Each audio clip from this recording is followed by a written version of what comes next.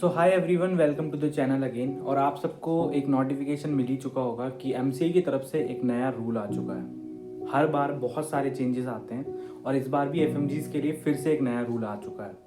अब वो चेंजेस क्या हैं वो मैं आपको पूरा डिटेल में नहीं बताने वाला हूँ। बहुत ज़्यादा इंपॉर्टेंट पॉइंट के ऊपर बात करेंगे जो कि थोड़ा सा प्रॉब्लम हो सकती है अगर वो इम्प्लीमेंट हुआ तो, क्योंकि बाकी सारे जो पॉइंट्स हैं वो सेम ही हैं जैसे पहले थे। जो हमने पहले बात की थी कि एलिजिबिलिटी क्राइटेरिया जो भी था उसका, कि उसके लिए 12th में आपको पीसीबी होना चाहिए, फिजिक्स केमिस्ट्री बायोलॉजी होनी चाहिए, या फिर आपको एलिजिबिलिटी सर्टिफिकेट लेना पड़ेगा। वो सारी चीज़ें सेम है, नीट एग्ज़ाम वगैरह जो हमने पहले वीडियो में बात की थी।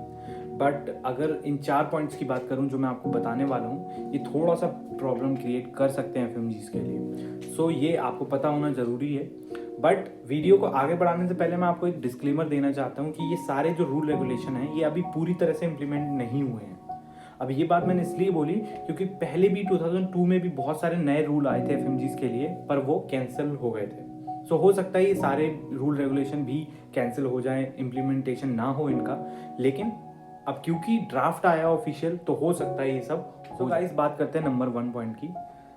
नंबर 1 पॉइंट में ये लिखा था कि अब हर एफएमजीज को 12 मंथ की जो इंटर्नशिप है वो अपने कॉलेज से कंप्लीट करनी है, जहाँ से भी उन्होंने एडमिशन लिया है।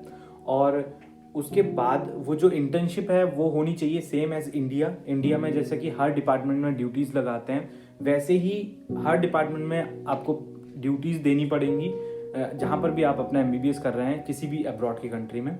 उसके बाद ही आप अलाउ होंगे इंडिया में नेक्स्ट 1 या नेक्स्ट 2 एग्जाम देने के, ऐसा इंडियन काउंसिल ने बोला। तो गाइज अगर बात करें सेकंड पॉइंट की, तो सेकंड पॉइंट थोड़ा सा प्रॉब्लम इसलिए हो सकता है क्योंकि एफएमजीज बहुत सारे ऐसे भी हैं जिन्होंने किसी यूनिवर्सिटी में चेंज लिया है।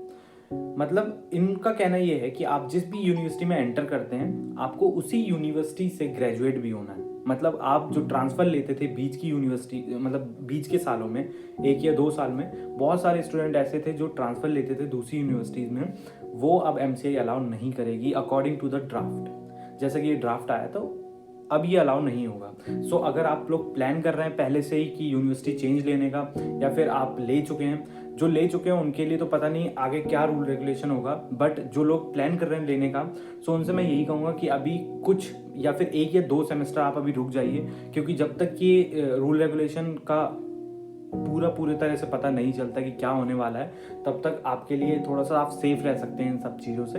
तो अभी आप 1 सेमेस्टर और रुक जाइए, क्योंकि अगर ये चेंजेस आ जाते हैं तो फिर एक बहुत बड़ी प्रॉब्लम हो जाएगी जो यूनिवर्सिटी चेंज लेने वाले हैं उनके लिए। तीसरे पॉइंट की बात करते हैं गाइज। तीसरे पॉइंट में ये था गाइज कि नेक्स्ट 1 एग्जाम जो हम देने वाले थे, तो वो नेक्स्ट 1 एग्जाम जो था वो आईएमजीज और एफएमजीज दोनों देने वाले थे, जिसमें बताया गया था पैटर्न में कि मोस्टली क्लिनिकल सब्जेक्ट्स पर ज़्यादा ध्यान दिया जाएगा, जैसे कि मेडिसिन है, सर्जरी है, ऑब्स गायनी है, और इनके अलाइड सब्जेक्ट जो हैं वो सारे।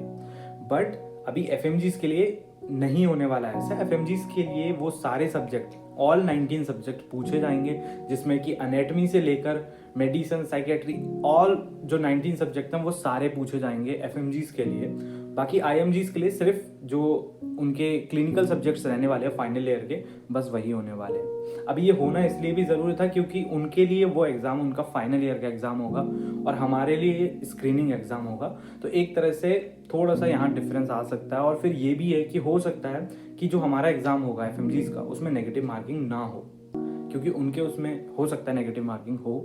बाकी वही है कि अभी ये रूल रेगुलेशन सारे पूरी तरह से इम्प्लीमेंटेशन नहीं हुए हैं। जब तक का नेक्स्ट एग्ज़ाम नहीं आ जाता तब तक कुछ भी कहना मतलब बहुत अच्छे से नहीं होगा, क्योंकि देखिए बहुत सारे रूल रेगुलेशन, बहुत सारे क्वेश्चंस ऐसे हैं जो कि जिनके आंसर अभी तक हमें नहीं मिले हैं।